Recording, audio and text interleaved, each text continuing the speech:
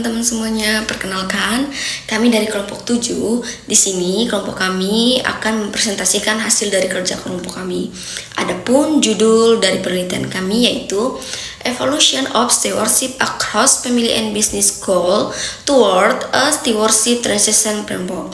Adapun anggota kelompok kami, saya sendiri Mayang sebagai moderator, kemudian ada Selma, kemudian ada Windaryani, kemudian ada Lintra Nursantika, kemudian ada Septia Deanti, dan yang terakhir ada Yerlia Monika. Jadi teman-teman, perusahaan keluarga ini mengalami konflik di mana mereka itu harus menyeimbangkan kepentingan keluarga dan bisnis. Apalagi kalau sudah melibatkan banyak generasi ya, karena semakin banyaknya generasi muda maka semakin kompleks juga permasalahannya. Jadi perbedaan kedua kepentingan ini bisa mempengaruhi keberlangsungan perusahaan. Nah, oleh karena itu teman-teman, penelitian kami ini membahas bagaimana perusahaan itu harus bisa menyesuaikan strategi pengelolaannya dari yang berfokus pada keluarga saja menjadi bisa lebih fokus ke bisnis supaya perusahaan mereka itu tetap bisa bertahan. Jadi teman-teman, untuk materi selanjutnya nanti akan dijelaskan teman saya. Dalam penelitian ini digunakan dua teori utama, yaitu Stewardship Theory dan Goal Setting Theory, serta konsepnya yaitu Transgenerational Complexity dan Stewardship Transition Framework. Stewardship Theory menjelaskan bahwa anggota keluarga yang mengelola perusahaan berperan sebagai penjaga bisnis yang berfokus pada keberlangsungan usaha. Lalu, Goal Setting Theory menjelaskan bahwa tujuan perusahaan akan mempengaruhi strategi dan arah perkembangan bisnis. Dan Transgenerational Complexity terjadi ketika beberapa generasi terlibat dalam bisnis keluarga, sehingga muncul perbedaan pendapat dan kepentingan yang membuat pengelolaan menjadi lebih kompleks.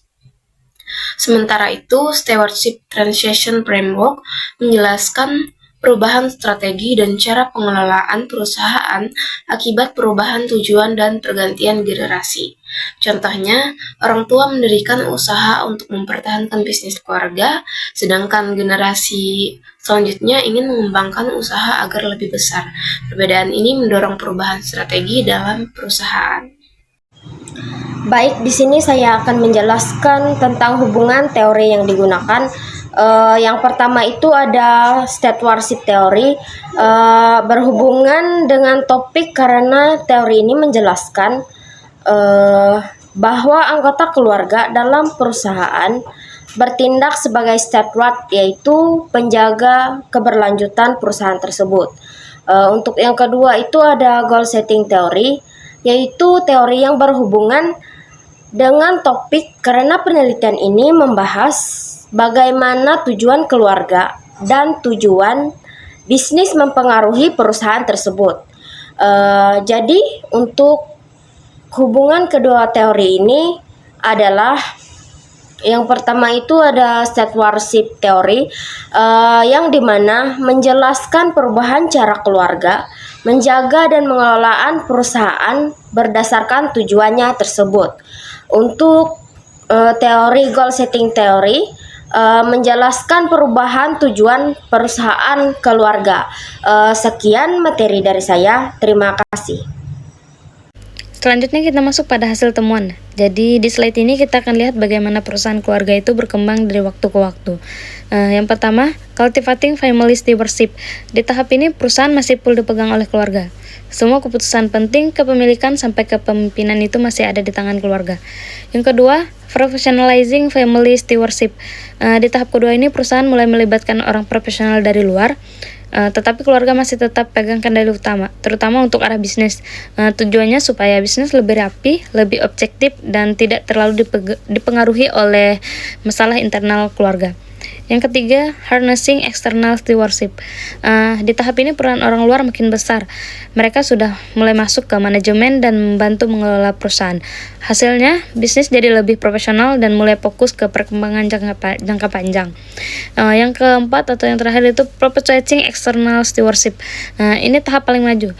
Perusahaan sudah punya sistem yang kuat dan pengelolaannya lebih modern. Bahkan bisa seperti perusahaan publik. Jadi walaupun masih bisnis keluarga, tetapi sudah tidak terlalu bergantung pada keluarga lagi. Baik, Pada materi yang selanjutnya, kita masuk pada kerangka konsep penelitian. Yang pertama itu ada masalah penelitian. Jadi, di dalam perusahaan keluarga memiliki dua kepentingan utama, yaitu kepentingan keluarga dan juga kepentingan bisnis.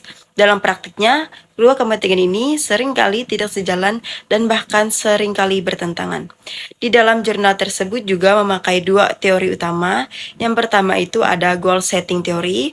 Nah, teori ini menjelaskan bahwa tujuan yang ditetapkan akan mempengaruhi perilaku dan keputusan dalam sebuah organisasi atau dalam sebuah perusahaan.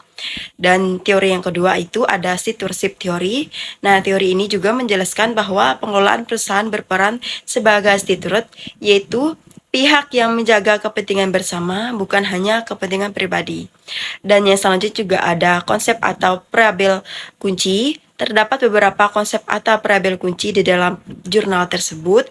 Yang pertama itu ada tujuan keluarga, tujuan bisnis, kompleksitas lintas generasi atau transgeneration complexity, dan yang selanjutnya itu ada pendekatan penetapan tujuan, dan yang selanjutnya ada strategi stewardship.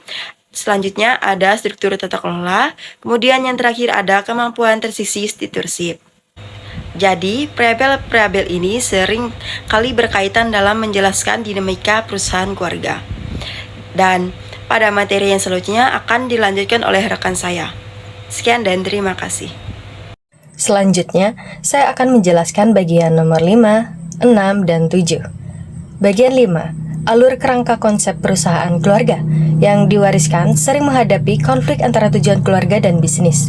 Untuk mengatasinya, perusahaan perlu mengubah pendekatan penetapan tujuan, strategi pengelolaan, dan struktur tata kelola.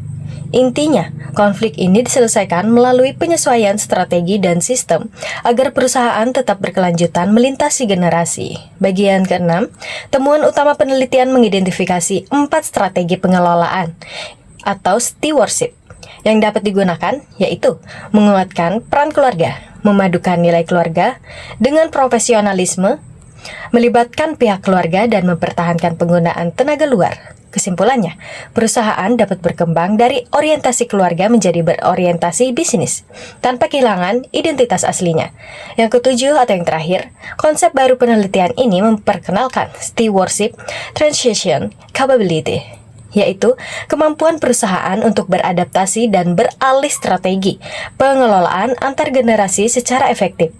Kemampuan ini sangat penting agar perusahaan tetap relevan dengan perkembangan zaman dan perubahan pola pikir, tanpa meninggalkan nilai-nilai dasar keluarga.